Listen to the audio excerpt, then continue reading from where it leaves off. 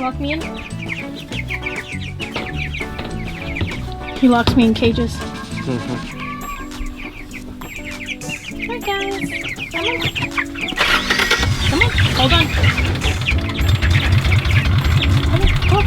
Go forward. There you go. We're good.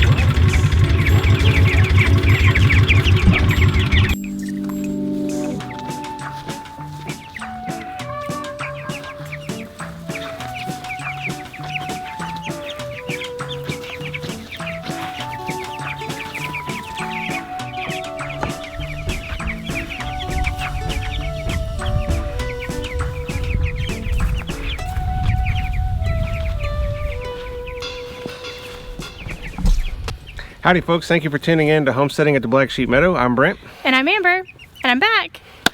I'm back from my little hiatus. I have one more weekend of stuff to do that I'm really looking forward to, and then after that I will be back to all the homesteading things for a while, which is it's good. But I will tell you ladies that I came home, I didn't have any dishes to do. He was really good. I was really expecting to have a sink full of dishes, but I didn't. So as we just showed you, while I was gone, Brent got our last round for the year of meat chickens into the chicken tractor. So we are now have them on our in-ground garden, and we are moving them daily to new places. That will do a couple things. It's giving them nutrients off the grass that's growing. It is also putting nutrients back into the ground, which is really good. And it's very interesting to see. Why don't you tell them a little bit more about the... So this is our in-ground garden where we grow a lot of our sweet corn every single year. And as I've mentioned many times in the past, the bodacious sweet corn that we've grown has been very troublesome, primarily on the pest factor, not so much on the nutrient factor. But we're going to try a little bit different corn here this coming year. It's all still going to be a sweet corn in this area, but I still want to pack as many nutrients as I possibly can into this ground. And in this area, we have approximately, I'm going to say there's going to be enough spots where I can move this chicken tractor every single day to a new spot where the chickens are going to have plenty of fresh grass. The nutrients are going to have plenty of time between now and next spring to blend and decompose into the soil where the soil's not too hot per se with the nitrogen. And you know, it's just it's a permaculture. Oh yeah. It is keeping the homestead working for itself.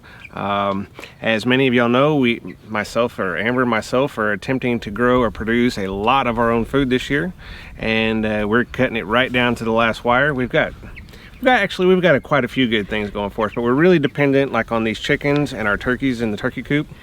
Right, and I don't think it will really push us over the edge, but we have a pretty good, our fall crop is looking pretty good so far. Yep. So we got a lot of cabbage, broccoli, we've got some carrots, some potatoes coming up. Mustard greens. There's going to be a lot on the agenda for this fall still. So. For fall, and we've been working, he's worked a lot on that while I wasn't here, but we want to touch base on the volunteer plants this year. Yes, so we've got some volunteer plants, and once again, you know, we've been on this quest to grow 80% of all of our own food. It's been very taunting at times, very aggravating at times to try and get things to grow.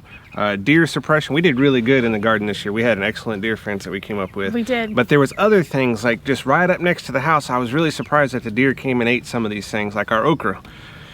I mean, the okra got pretty much destroyed and taken out by the deer. 20 foot away from the front door of the house, and the deer destroyed it. So it is what it is. But we didn't have the deer fence on that. We didn't, and we thought it was close enough to the house that we wouldn't have to worry about it, that they would be deterred enough. But apparently our okra looked really, really good.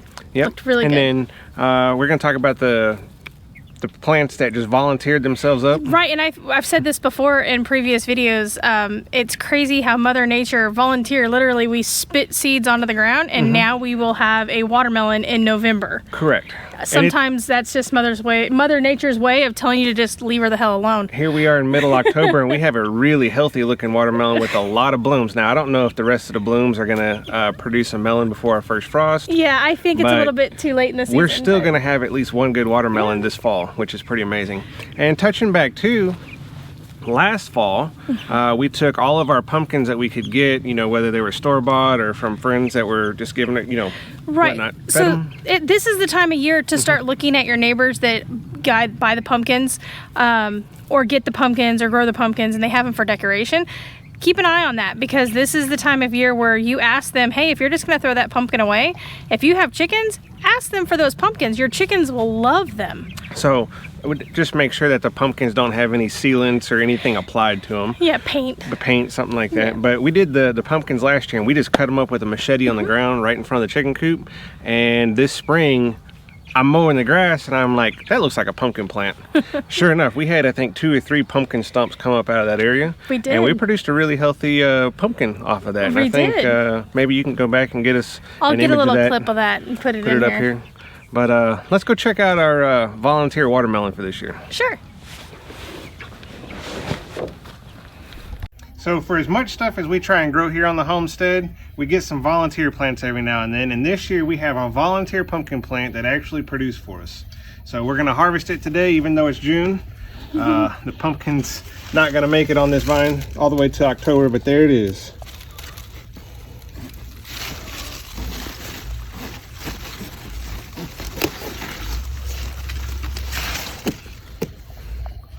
One black sheep meadow pumpkin. All right, so here we are at our volunteer watermelon. It is a crimson sweet watermelon that we grew this spring into early part of summer.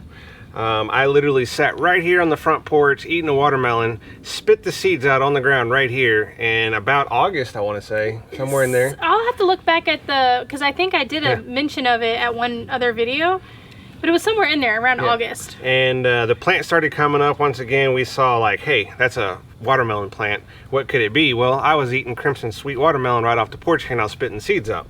So here we are. We got a volunteer plant. It's probably not the best looking plant, but it's done really well. It's taken over this portion of the yard. Once again, we're going to have a really successful watermelon off of it. It's pretty interesting to see, because it's kind of just taking over and we're kind of just letting it grow and do its thing, and we will have a really nice watermelon before it's all said and done. Once again though, it still has a lot of blooms on it.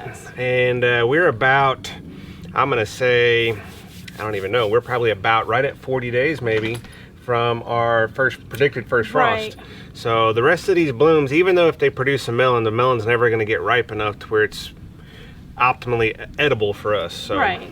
So, but this one will definitely make it. We're very excited about watermelon for Thanksgiving. Speaking of 40 days till Thanksgiving, Thanksgiving or our predicted first frost here in Central Texas, let's go check out our Thanksgiving meal, our dinner. Our Thanksgiving and Christmas.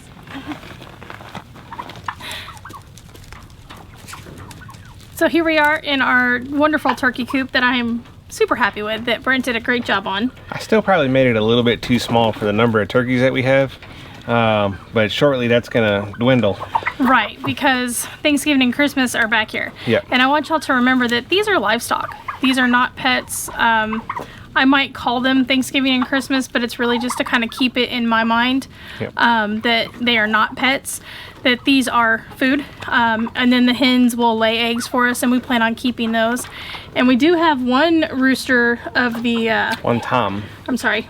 Tom, sorry. I'm used to my chickens. We do have one tom that will probably stay around. You know, I haven't really decided on him yet. You know, I've been after you for a little while to make me some lunch meat, whether it's chicken or turkey. So maybe that'll be something that goes on late winter, early part of spring. Early spring, and that's possible too. He's definitely the most aggressive of the 3 toms that we have, so it might be a necessity that he becomes lunch meat. But the I don't know if y'all can see them or not, but the 2 blue slates, the light gray turkeys, that's going to be our Thanksgiving and Christmas dinner. And they're doing really, really well, and the hens are doing really well, and The chickens that we have in here did the Buff Orpingtons. You can see them running around back there.